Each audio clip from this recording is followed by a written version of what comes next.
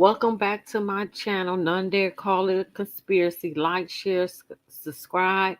Please leave a comment. Please. I need to get in the algorithm. I'm still trying, but so I did learn how to present. So I'm glad about that I can bring a video up. I'm not good at it yet, so I deleted this last video. But we got so much going on. What's going on in the world this week? It's just so much.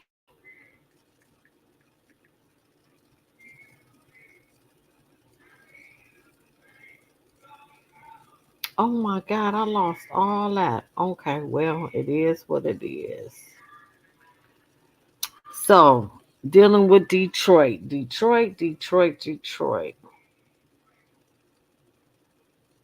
So, we got a lot of vacant homes on Kilbourne Street. That's on the east side, probably off Gratiot to Chalmers. I think about a ninth precinct, Kilbourne. It's a nice street.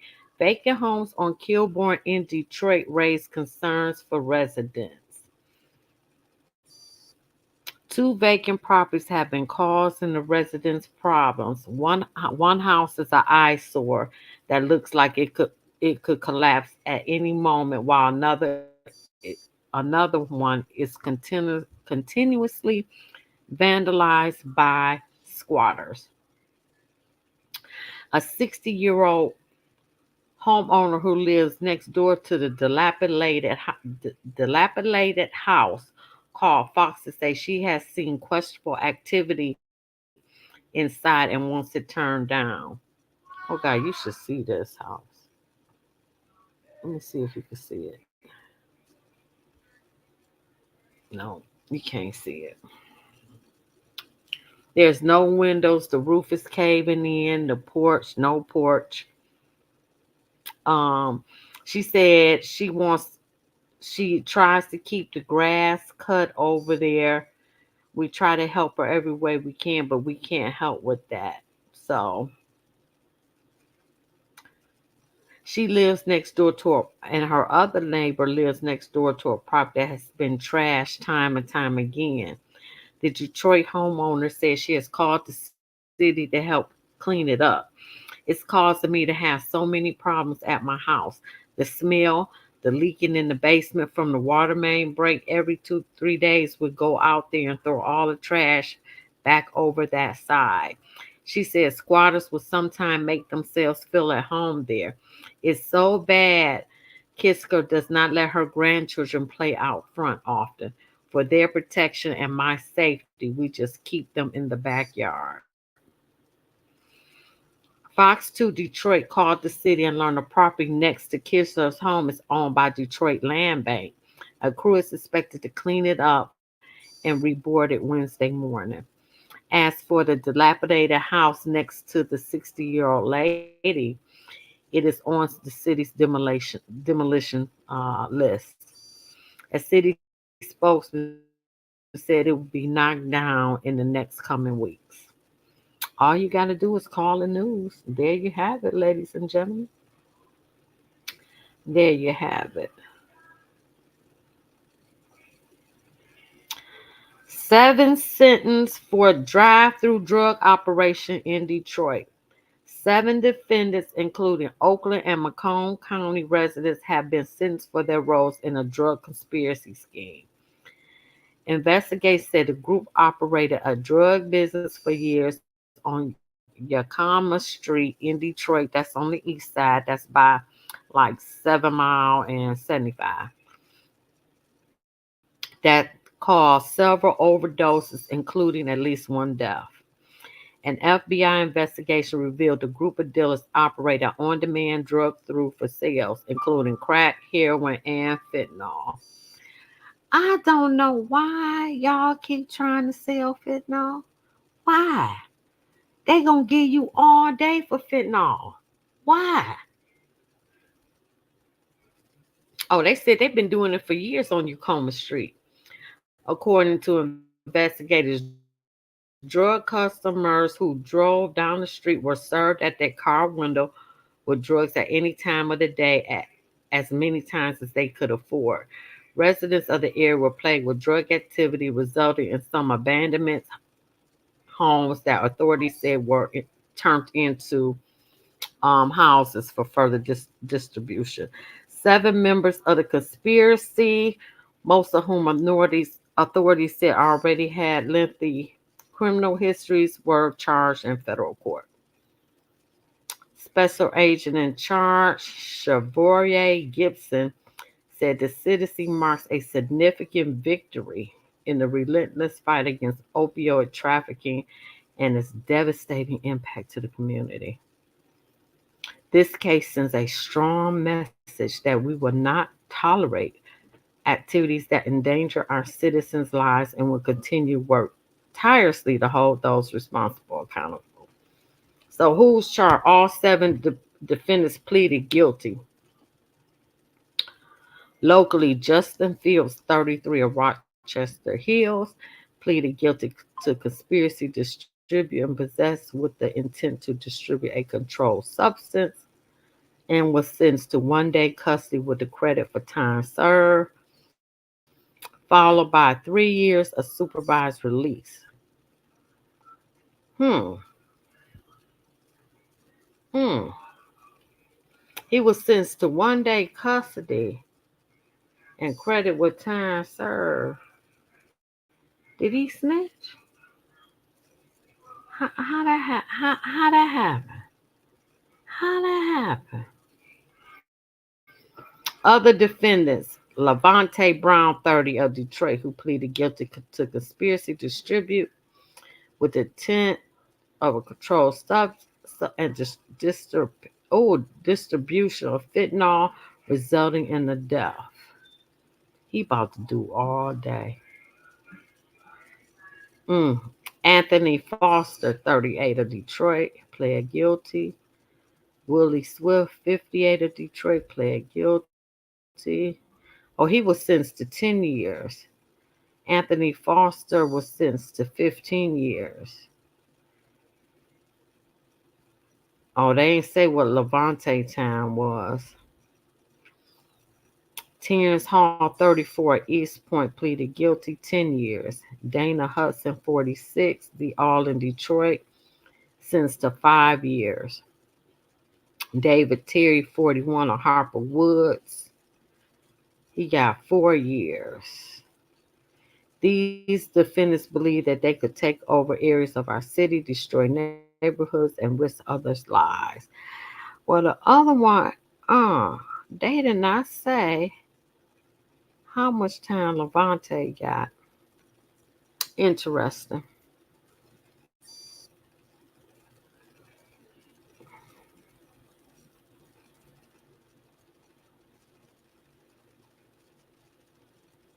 Interesting. Detroit retirement community has no AC as heat wave settles in. Residents at the village of Brush Park Manor, Paradise Valley, needed a bit of help after their AC went out. For the for the past few weeks, it hasn't been a major inconvenience, but since it's hot, they need their air.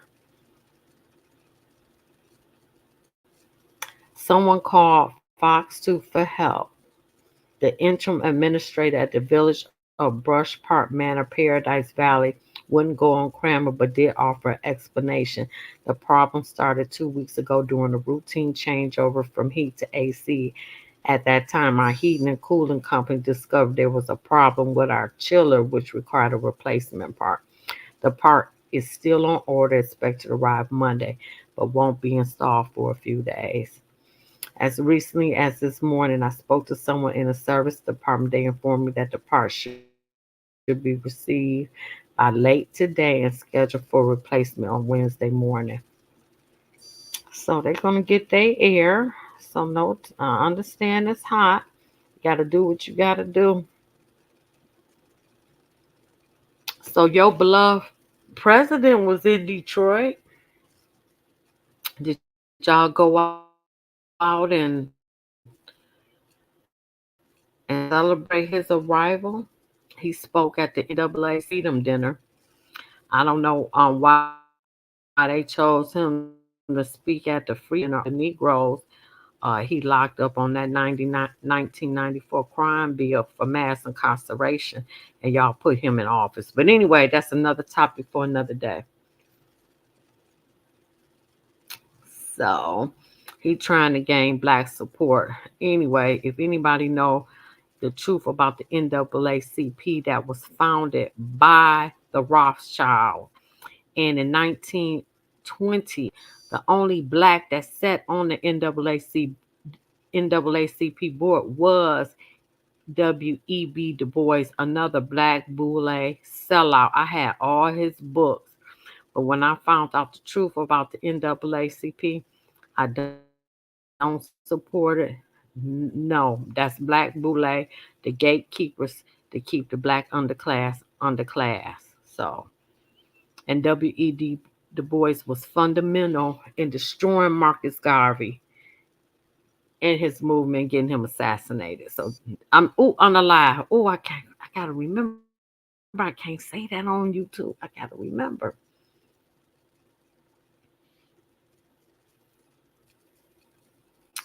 And then he gonna say in part of his, let's be clear, the only reason why he's president is because of the black vote. But you ain't did nothing for Nan Negro. You haven't done it. The Asians got a crime bill. We could at least got a crime bill. Forget who you put in the Supreme Court. We don't need the Supreme Court unless we get a class action or something that goes up there. Our cases don't really go to the Supreme Court level. So I don't see that don't help me every day when it costs $55 to buy a roast. Anyway.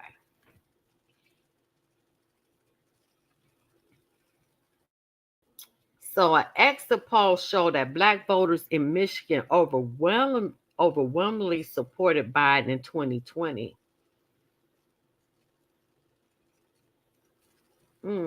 Let's see. We're going to do everything we can to never ever repeat that kind of result. Man, please. Hey, shh. Y'all, that's all I can say. He ain't did not one thing. The Democratic Party ain't did nothing for y'all since 1969.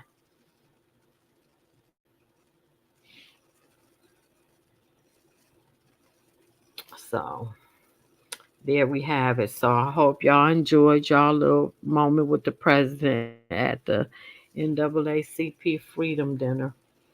And we still ain't free.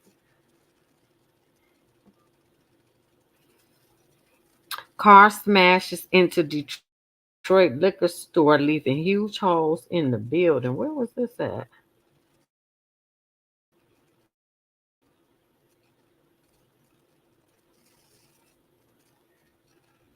Oh, the crash happened at Mr. S Party Shop at the 12300 block of Moraine Avenue on Detroit's east side. Everything happening on the east side. A silver car with front end damage that apparently smashed into the building in two different spots. And it had two poles between the parking lot and the sidewalk flattened.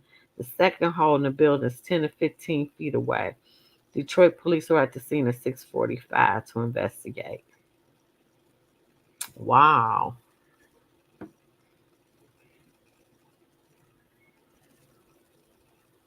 They giving out free tickets to Michigan Central Station's concert available starting Tuesday.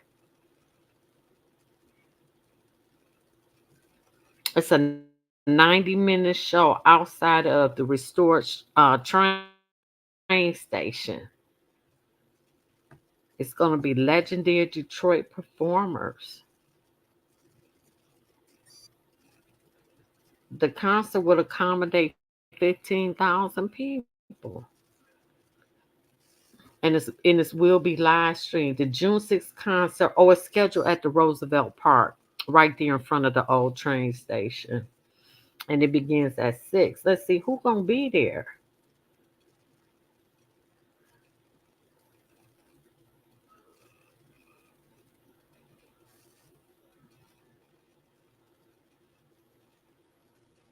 Oh, they not saying who gonna be there. Shoot, I might go to that.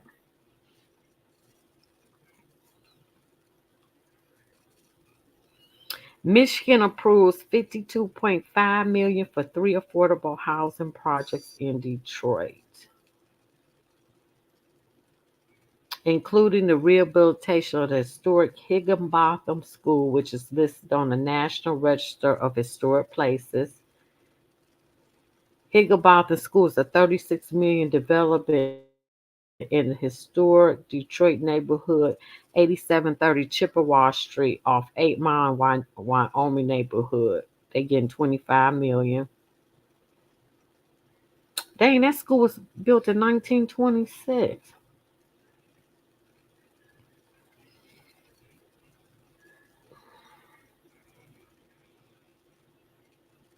Hmm. So the other area is going to be the Peterborough Place apartments in Detroit, located at Peterborough and Woodward, built in 1921. They got $14 million for upgrades, and residents will receive rental assistance, and they still help with the homelessness and additional support services. A third Detroit was approved for 12 million, and that's 22 million project on Midnight Park Place at 19505 Grand River, a four-story mixed complex for seniors on Grand River. So they fixing that. 36 one-bedroom apartments and six two-bedroom apartments. It would be 42 units. Oh, so that's good. That's some good things coming for Detroit.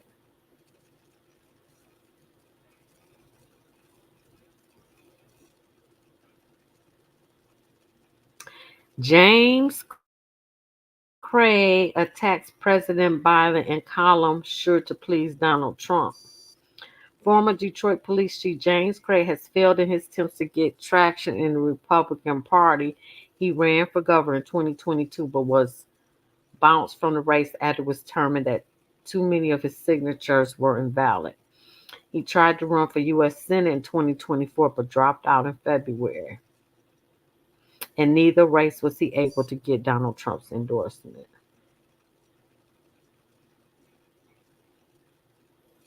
So here's what James Craig said.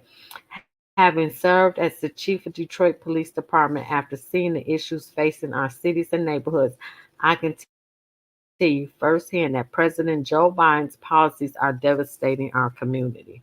You ain't got to tell me because you can just look and see across America. In any democratic state with all these migrants, all these illegals, all the defunya, all the crime that's taking place, all the lawlessness and anarchy, yeah, they fail. And he continues, whether it is Bidenomics or the crisis at the border, the Biden administration has proven that it will not stop at nothing to continue its failed agendas. Come on, Craig, tell the truth. Even if it means turning its back on the Black community. There you have it. The truth is, we are being left behind by Biden's policies. Bidenomics, um, label for his 11 trillion in new federal spending for green jobs and infrastructure has led to lower real wages. You ain't got to lie, and high inflation. Michigan has dropped 5 places since 2019 in terms of median household policy. That was the cats. Lord, I lost my train of thought. A household income, my bad. In the Black community, we are feeling the pain at the grocery store and at the gas pump. In fact, a poll from October 2023 found that 80% of Black voters have a negative view of Bidenomics. Hardworking American families everywhere are feeling it too. But what you may not know is the Biden administration inflation is hurting Black households more than white households. That's true. With 53.7% of Black respondents to this. compared to 43.6 of whites. The choice this November is simple. A vote for our country, our state, our city, and our community. Nice job, Craig. Nice job. I concur.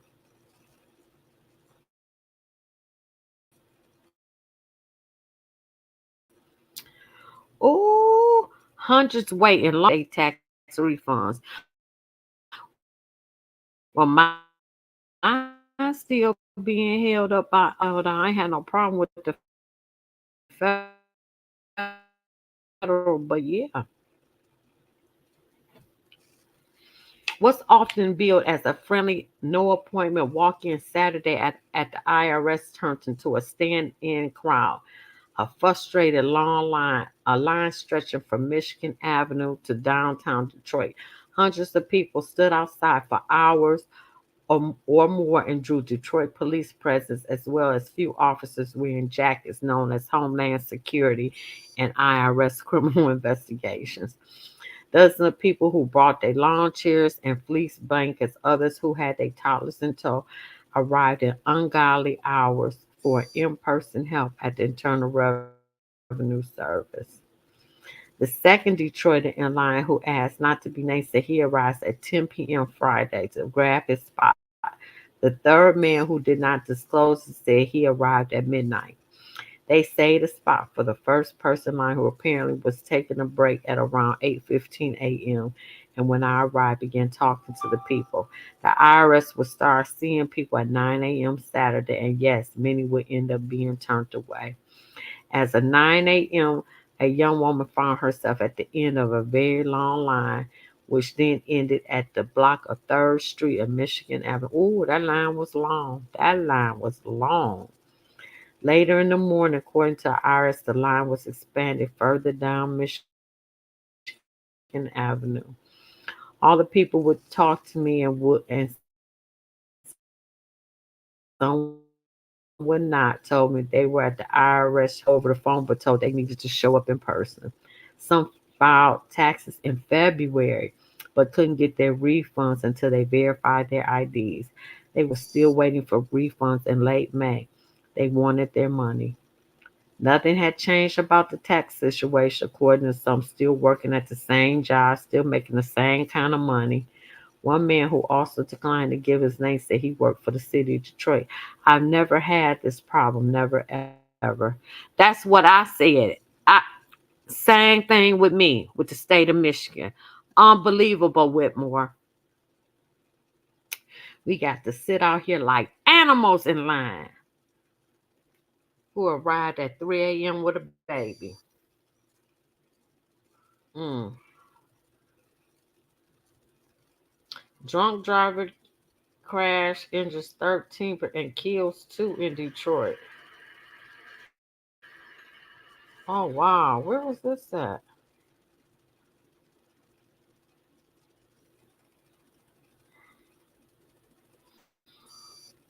Huge crowds expected for Flower Day at the Eastern Market. That was Sunday.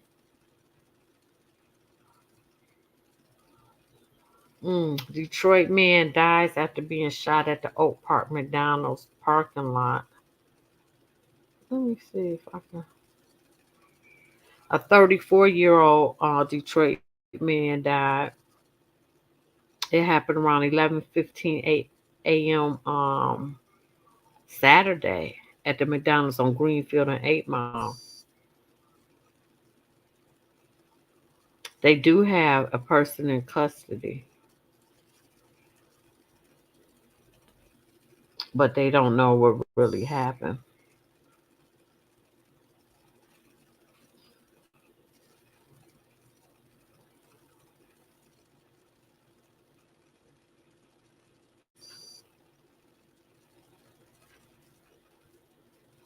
Lord, so there was a big pig on the loose in Detroit, but they caught the pig and took it back to his home on Washtenaw Street in Washtenaw County. Lord, now how did it get to Detroit?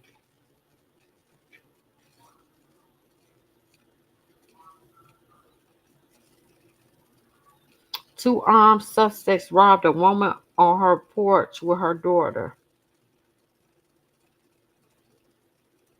So they looking on tips on that. It happened on Chapel Street. It happened on Chapel Street.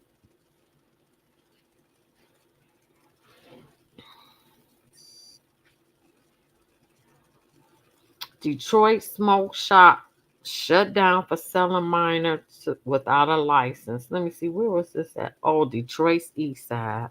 Well, I'm on the east side.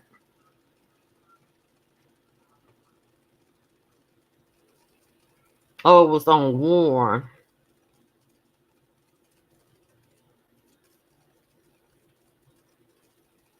Oh, the shop was brought to the police attention by community members. My great nephew came up here and made some purchases. He's 14 years old. Ooh. He got weed, edibles, and a vape pen. Ooh. Underwood got police and community activists involved. So the police was, oh, well, they shut down.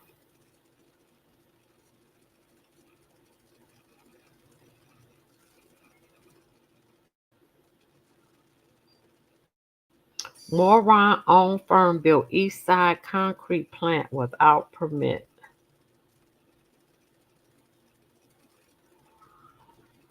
Wow. This on the east side too.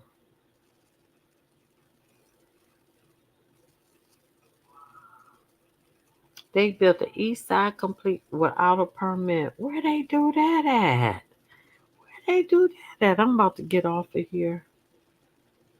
Um, these make off with a trailer full of lawn equipment, broad daylight in Detroit. Dutch Girls Donuts back open 7 Mile Woodward. They got the best donuts. Who is Donkey Den? Who is this? Keep up the good work. Thank you, D. Let me see. I'm about to get off of here.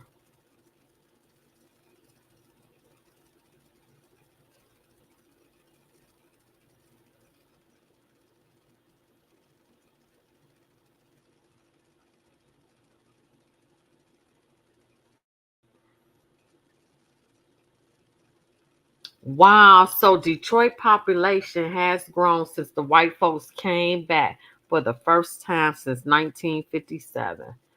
Wow. And long time weathercaster Marilyn Turner dies at 93. Oh, let me see. Okay, I'm gonna start on the businesses tomorrow. All right, good night, y'all. Like, share, subscribe, leave a comment, please. Give me in the YouTube algorithm, please. All right, I'm about to go to bed. I gotta work tomorrow. Thank y'all. See you later.